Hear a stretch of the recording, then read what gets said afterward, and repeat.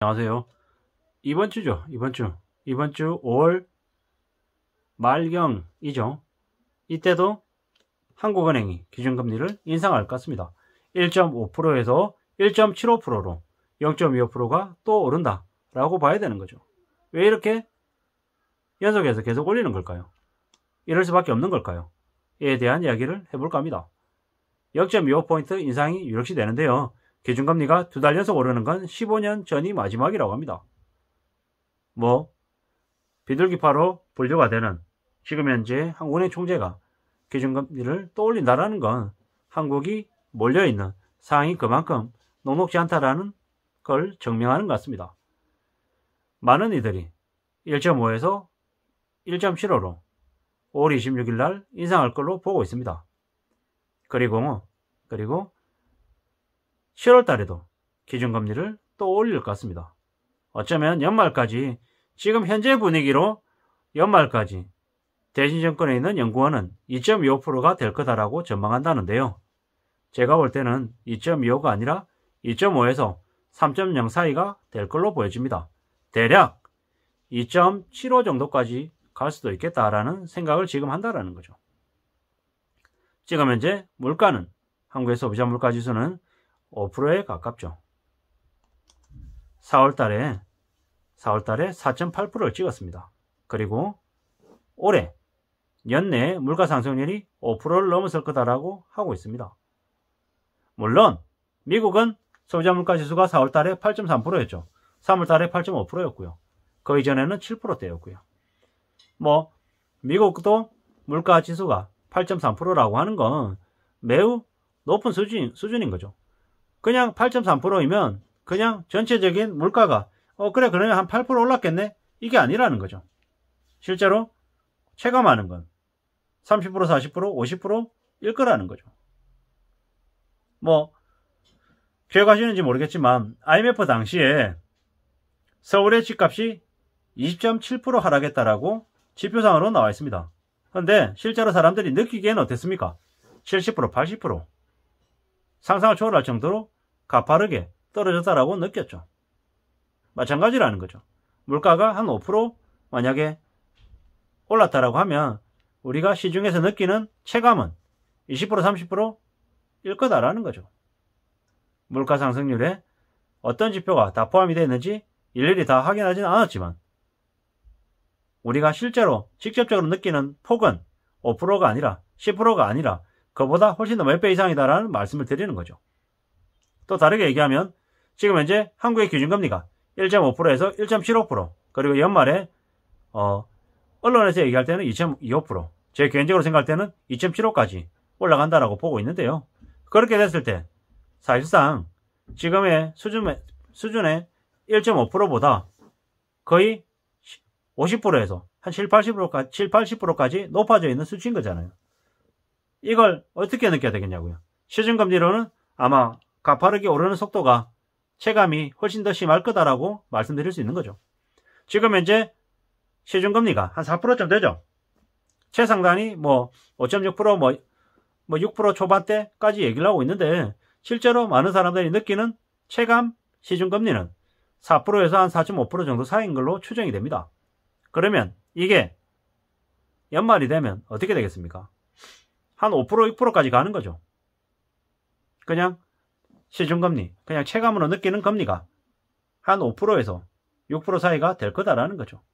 그러면 주택담보대출 고정금리 기준으로 하면 최상단이 그냥 8% 되겠죠. 지금 현재 한 6% 초반이잖아요. 이게 거의 연말이 되면 주택담보대출 고정금리 기준으로 최상단이 8%가 될 거다라는 거죠. 그러면 내년에는요. 내년이 되면 주택담보대출 최상단이 그냥 10%, 한 11%, 12% 갈 수 있다라는 거죠.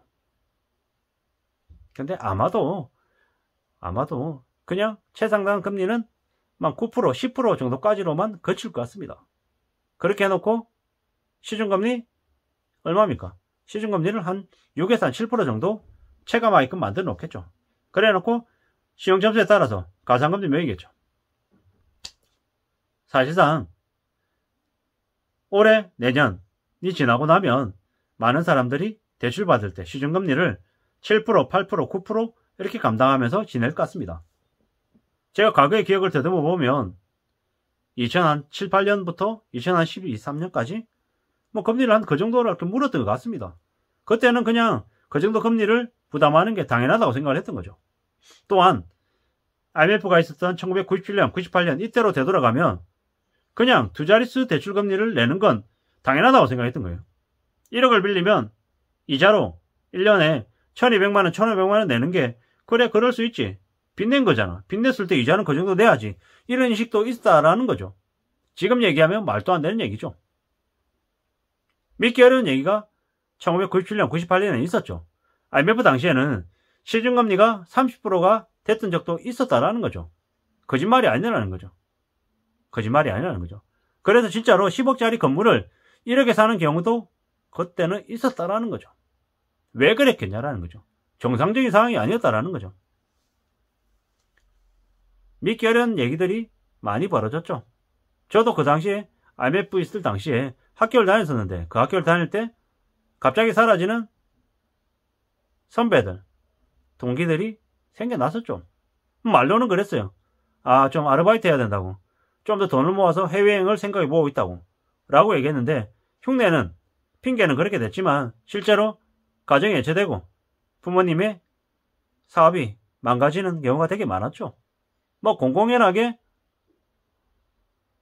망했다라는 얘기들을 하고 다녔으니까요. 누가 망했다 하더라. 누구는 이렇게 됐다 하더라. 이런 얘기들이 꽤나 많았다라는 거죠.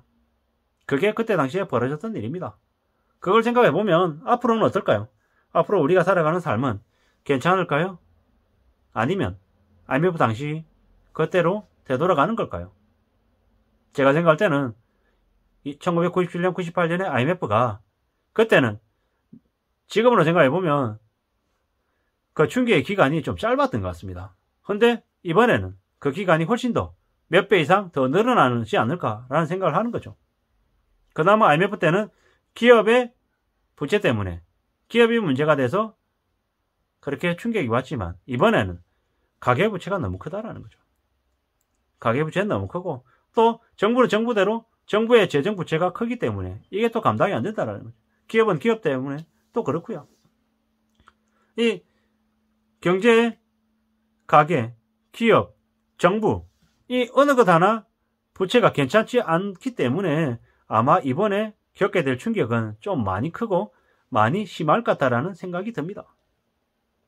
그래서 더 겁나죠. 더 두렵습니다. 뭐 미국이 기준금리를 얼마로 올릴지, 언제 올릴지 이런 얘기도 중요하지만 큰 틀에서 봤을 때는 미국은 기준금리를 가파르게 올릴 수밖에 없고 그러한 충격은 한국의 충격은 많이 심할 거다라는 거죠.